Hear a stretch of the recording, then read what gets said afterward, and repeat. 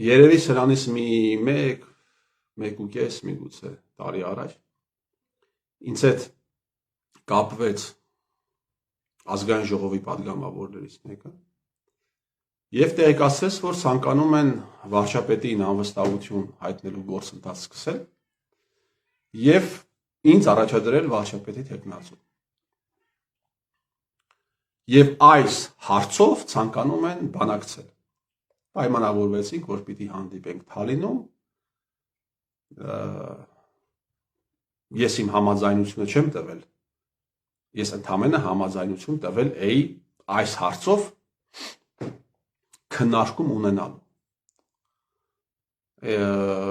Հանդիպման օրը պարզվում է, որ իրենք այլ մարդու են առաջադրում վարչապետի թեկնածու եւ հանդիպումը չի տեղի ունենում։ Անցնում է մի քանի օր եւ հրապարակ թերթում, եթե չեմ սխալվում, մի հոդված է դուրս գալիս,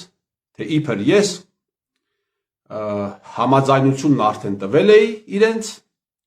բայց իրենք ընտրել են այլ մարդու։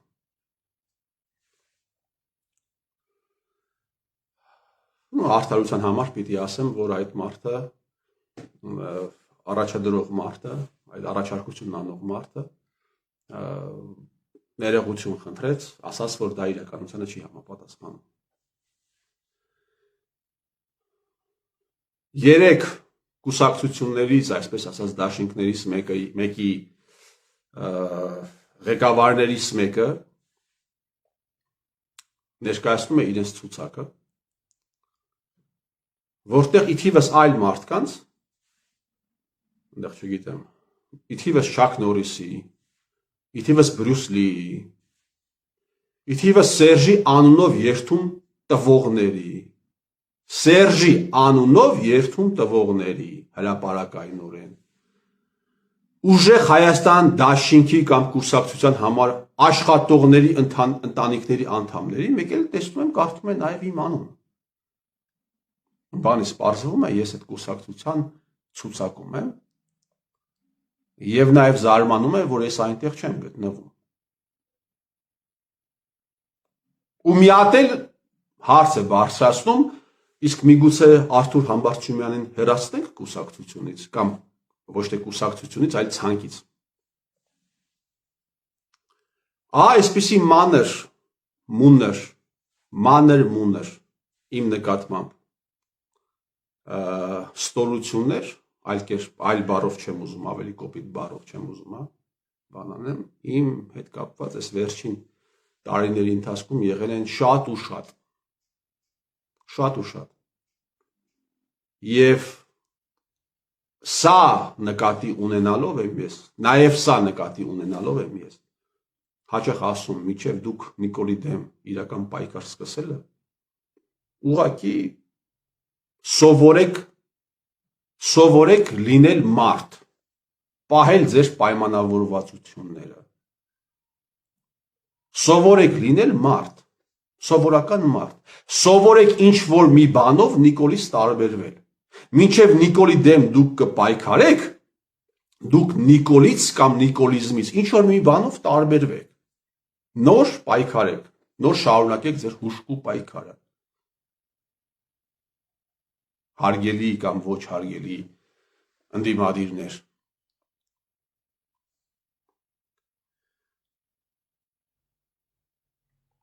Բայց այս վիդեոն ես ուզում եմ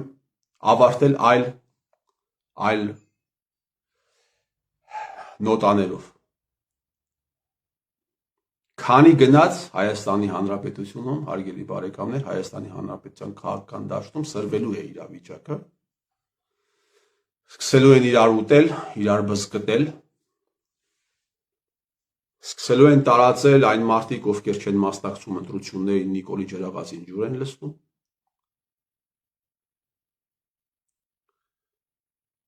Իսկ այն մարդիկ, ովքեր մասնակցում են ընտրություններին, հարգելի բարեկամներ, եւ ձայնը տալիս են կամ տվել են դաշնակ-մաշնակներին, ովքեր լեգիտիմացրել են Նիկոլի բոլոր հանցագործությունները վերջին 5 տարվա։ Նրանք ում ջրաղացին են ջուր լցնում, կարելի է իմանալ։ Այն մարդիկ, ովքեր մասնակցել են ընտրություններին 21 թվականին, ձայն են տվել պատիվ ունեմ դաշինքին, որոնք 5 տարի դաշնակ մաշնակների հետ դրանց մեջ իրենք են մտնում, որոնց քվեով падգամավոր է դարձել Իշխան Զաքարյանը, օրինակ, Տարոն Մարգարյանը, իրենք ում ջրաղացին են ջուր լցրել։ Այն մարդիկ, ովքեր մասնակցում են ընտրություններին, ձայն են տալիս, օրինակ Սամվել Կարապետյանի ուժին, որը բացարձակապես չի խոսում Նիկոլ Փաշինյանի իրականացրած հանցագործությունների մասին, բացարձակապես, իրենք ում ջրաղացին են ջուր լցնում։ Կարելի է իմանալ։ Բան է, քաղաքական սլենգի գովերի, հա, ջրաղացին ջուր լցնել։ Նիկոլի ջրաղացին ջուր եք լցնում։ Այն մարդիկ, ովքեր մասնակցում են ընտրություններին, ձայն են տալիս, այն կուսակցություններին, որոնք չեն անցնելու պարլամենտ եւ որոնց ձայնը էլի գնալու է Նիկոլ Փաշինյանին, իրենք ում ջրաղացին են ջուր լցնում, հարգելիներս։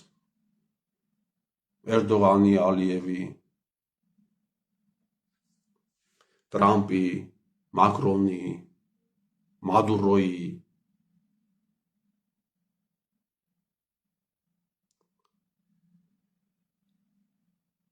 Հայաստանի Հանրապետությունում կա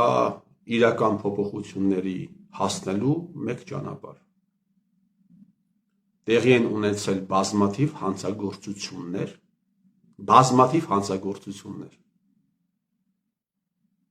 եւ այդ հանցագործությունները բացահայտելու պահանջով պիտի հանդես գա ժողովուրդը։ Նիկոլ Փաշինյանը ասում է, ես ասում եմ, ես մարդ, ով քաղաքացիական պայմանագիր կուսակցությունը փաստացի լուծարման է տարել, փաստացի եւ դրա մասին որևէ մի ստահակ ընդդիմադիր չի բարձրացնում պարլամենտում։ Ես ասում եմ Հայաստանի Հանրապետությունը, օրենսդիր իշխանությունը, դատական իշխանությունը եւ գործադիր իշխանությունը կապ չունեն հայ ժողովրդի հետ, Նիկոլը դուրս է գալիս, ասում է հայ ժողովրդի հետ կապ չունի միայն դատական իշխանությունը, ոչ Նիկոլ Փաշինյան, ոչ։ Հայ ժողովրդի հետ կապ չունի, այո, համաձայն եմ, դատական իշխանությունը պլյուս նաև այս երկու թևերը բացարձակապես կապ չունեն։ Հայ ժողովրդի հետ Հայաստանի Հանրապետությունը կապ չունի։ Դու Փաշինյան Նիկոլ 8 տարի հեղափոխություն ես գովերքում, բայց հանրապետական կուսակցության թալանչի մարդակեր ստահակները իրենց հիմա ավելի լավ են զգում, քան նախկինում։ Դու եղել ես Հայաստանի բյուրոկրատիայի, այդ կեղտոտ բյուրոկրատիայի մաս, դու ընդդիմադիր չես եղել եւ Միքայել Մինասյանն էլ մի քանի ժամ առաջ մի հատ ստատուս է հրապարակել, չեմ ուզում այդ ստատուսին ես անդրադառնամ, որովհետեւ Քոչարյանի հետ իրար են ուտում, բայց մի ֆրագմենտ է ասում, հեղափոխական Նիկոլ։ Միքայել Մինասյան, դու գետինը չես մտնում, հետա պրոստ է էլի։ Դու երբ գրում ես հեղափոխական Նիկոլ, դու գետինը չես մտնում։ Այդ բառակապակցությունը, երբ դու Նիկոլը եղել է հեղափոխական, Նիկոլը իշխանության մաս չի եղել, բյուրոկրատական այդ կեղտոտ հարաբերությունների մաս չի եղել։ Ուզում եք Հայաստանի Հանրապետությունում բան փոխվի, խոսեք ճշմարտության մասին։ Պահանջեք բացահայտումներ։ Սա է Հայաստանում Իմիջայլոց սա պետք է ոչ միայն ինձ, իմ բարեկամներին, իմ հարազատներին, իմ հարևան, սա պետք է նաև ձեզ։ Սա ձեզ է պետք, ձեր բարեկամներին է պետք, սա բոլորիս է պետք, որովհետև բոլորս ենք ապրում այս հողի վրա։ Փաշինյան Նիկոլը ինչ հանցագործություն արել է։ Փաշինյան Նիկոլը Հայաստանի Հանրապետությունը ճանաչել է։ Ներողություն եմ խնդրում, Արցախը ճանաչել է Հայաստանի Հանրապետության անունից։ Եվ այս հանցագործությունների բացահայտումները պետք են մեզ։ Բոլորիս են պետք, հարգելի բարեկամներ, եթե ուզում ենք վաղը ապրել այլ Հայաստանում, ապրել այլ երկրում, որակապես այլ երկրում, Եվ ես հավատացած եմ, որ այդ օրը գալու է։ Ես հավատում եմ այն օրվան, երբ Սերժի անունով երթում տվողները գոնե կամաչեն կամ ներողություն կխնդրեն։ Ես հավատում եմ այն օրվան, որ Ռոբերտ Քոչարյանը ներողություն կխնդրի առնվազն նրա համար, որ վերջին 5 տարիների ընթացքում իր պատգամավորները իր գլխավորությամբ համագործակցել են Նիկոլ Փաշինյանի հետ առնվազն առևտրային հարաբերությունների մեջ են մտել եւ իր պատգամավորները լրության են տվել Հայաստանի Հանրապետությունում տեղի ունեցած խոշոր հանցագործությունների մասին։ Հերիք չէ, մի հատ էլ իմ նկատմամբ խուլիգանություն են արել, իմ ընկերոջ նկատմամբ խուլիգանություն են արել Երևանի կաֆեներում։ Ես հավատում եմ, որ կգա այդ օրը, բայց այդ օրը գալու համար պետք է ուժ է պետք, որը պահանջելու է այս ամենը։ Թե չէ, բարոյական խոսքերից, բարոյախրատական այսպեսի ելույթներ ես գիտեմ, որ իրենք չեն ազդվելու։ Ես հավատում եմ այն օրվան, երբ Հայաստանի Հանրապետության ներքին գործերի նախարարը Պապկան ձեռքը կմտնի Հայաստանի պետական հանրային հեռուստաընկերություն եւ կհրապարակի այն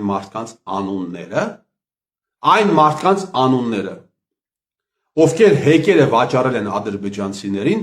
Հայաստանի Հանրապետության կառավարության կողմից ստանալով հետագայում կոմպենսացիա Նիկոլ Փաշինյանի որոշմամբ։ Այդ մարդկանց անունները եւ դրանց նաեւ կուսակցական պատկանելիությունը դրվելու է մարդկանց առաջ։ Ես հավատում եմ դրան, ես ուզում եմ հավատալ, որ այդ խոսքը լինելու է հայերեն։ Ես ուզում եմ հավատալ, որ դա մեզ ասելու է ոչ թե ռուսը, ոչ թե թուրքը, ոչ թե պարսիկը, այլ հայը, հայ տղեն է դա ասելու, հայ կամ հայ կինը, որ մենք մեր մեջ այնուամենայնիվ այնքան ուժ ունենք, որ կարող ենք դա իրականացնել։ Ես հավատում եմ այդ օրվան։ Միգուցե ռոմանտիկ եմ, բայց հավատում եմ։ Ոչ մի սուլթան, ոչ մի ցար հայ ժողովրդին այսպես չէր մոլորեցրել, ինչպես որ արեցին սրանք։ Ձերք տված, մոլորեցնել, խաբել, 18-ից 20 թվականի զորակոչը ուղարկել Լեռնային Ղարաբաղ, հարակից շրջաններ, եւ հետո դուրս գալ ասել դա 91 թվականից եղել է ադրբեջանական, դգիրես ամեն մի պատդոնակ չէ, որ սա կարող է անել։ Եվ ամեն մի մարդ չէ, որ կարող է այդ խոսույթը պաշտպանել։ Այդ արգումենտը չակերտավոր արգումենտներ է, հա, այստեղ արգումենտացիա չկա։ Պաշտպանել, ամեն մարդ չէ, որ կարող է դա անել։ Ամեն մի պատմության ուսուցչուհի չէ, որ կարող է իր լսարանին ասել կամ դասարանին ասել, որ այդ հողերը վաղուց ադրբեջանական են եղել։ Ամեն մարդ չի կարող սա անել։ Մենք անում ենք։ Մենք սա անում ենք։ Ու հետո ամեն ինչը բարդում ենք հրյաների, ռուսների, թուրքերի։ Երեք 13 րոպե խոսեցի, վերջացնեմ, երեք ընկերոջս հետ էի խոսում, ասում է թուրքը մեզ թշնամի, մենք թուրքի թշնամին ենք, մենք թուրքի թշնամին չենք, հարգելի բարեկամներ, թուրքը մեզ թշնամի չի համարում, վատ բան պիտի ասեմ, թուրքը մեզ համարում է ցածր ազգ, ցածր պետություն, մենք թուրքին թշնամի համարում ենք, բայց թուրքը մեզ չի համարում թշնամի։ Այսպիսի մի արտահայտություն կա, ասում է այդ человеки судят не потому, кто его друг, а потому, кто его враг։ Դու կարող ես ունենալ լավ ընկեր, ազդեցիկ ընկեր, դա քո մասին ոչ մի բան չի խոսում։ Բայց քո թշնամու ով լինելն է խոսում քո մասին, եւ մենք թուրքին թշնամի չենք։ Ոչ։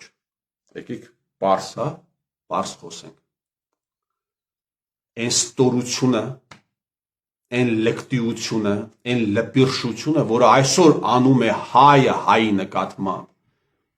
ամբողջապես թույլ է տալիս, որ ոչ միայն թուրքը, ցանկացած ազգ չհարգի այս ցանկացած պետություն եւ ցանկացած ազգ չհարգի մեզ։ Չհարգի մեզ ուղղակի, հարգելի բարեկամներ։ Մենք պարտությունը, մենք ողբերգությունը, կարող է մենք թշնամի ենք ադրբեջանցիները մեզ թշնամի համարում են, կարող է։ Ըստ էության շատ բաներով չենք էլ տարբերվում նրանցից։ Բայց թուրքը ոչ։ Ցածր պետություն է համարում եւ երևի ճիշտ էլ անում է։ Մենք ենք ողբերգությունից ամբողջ աշխարհին ցույց տվել, որ ողբերգությունից կարող ենք նյութական շահ քամել, դա մենք ենք արել, չէ՞։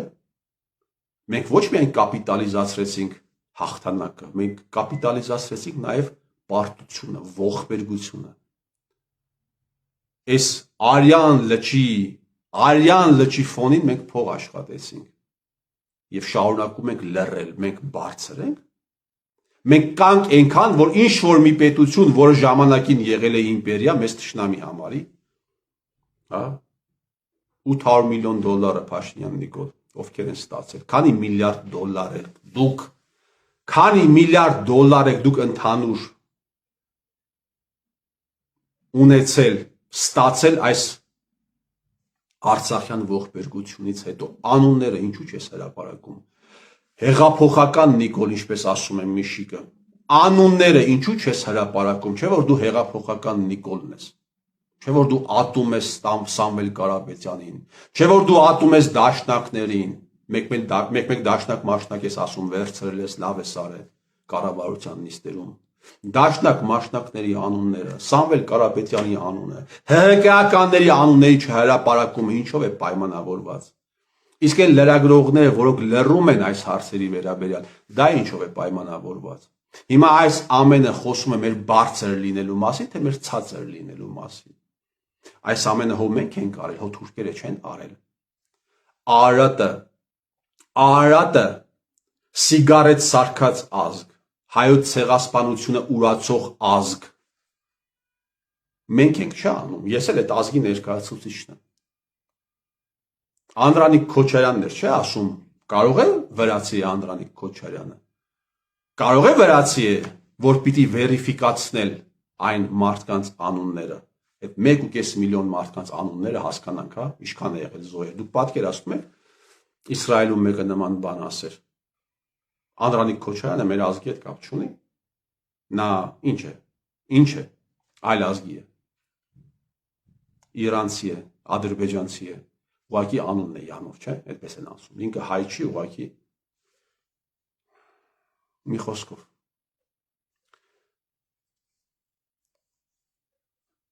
Կուտակեք, փողերը կուտակեք, երբ 1453 թվականը շատ կարևոր տարի է Եվրոպայի պատմության մեջ, այդ թվականին գրավել են Կոստանդնուպոլիսը, այդ թվականին ավարտվել է 100-ամյա պատերազմը, ասում են նաև այդ թվականին է ծնվել Բոսխը, 1450 կամ 1453, հետաքրքիր տարի է, հարուստ, 453 թվականին, երբ գրավում են Կոստանդնուպոլիսը, հարց են տալիս, բյուզանդացի ժամանակակից սլենգով ասած օլիգարխներին, ասում է, ձեր շքեղությունը ինչի համար է, ասում է, մենք այն պահել էինք ձերդ գերազանցության համար, ասում են Մեհմեդ երկրորդի վեզիրներին, և ասում է կախեք բոլորին, թուրքը ասում է բոլորին կախեք, դուք ինչի համար եք պահում ձեր հարստությունը, կուտակում ձեր հարստությունը, ինչի համար։ Երանի այն օրը, հարգելի բարեկամներ, երանի այն օրը, երբ հայը կազատվի հայից, ու տա Աստված այդ ազատումը բերի հայը, իսկ եթե ոչ թող օտարը անի, և թող օրհնվի այդ օրը, երբ հայը հայի ձեռքով կազատվի հայից, ես ձեր տիրոջ մերը։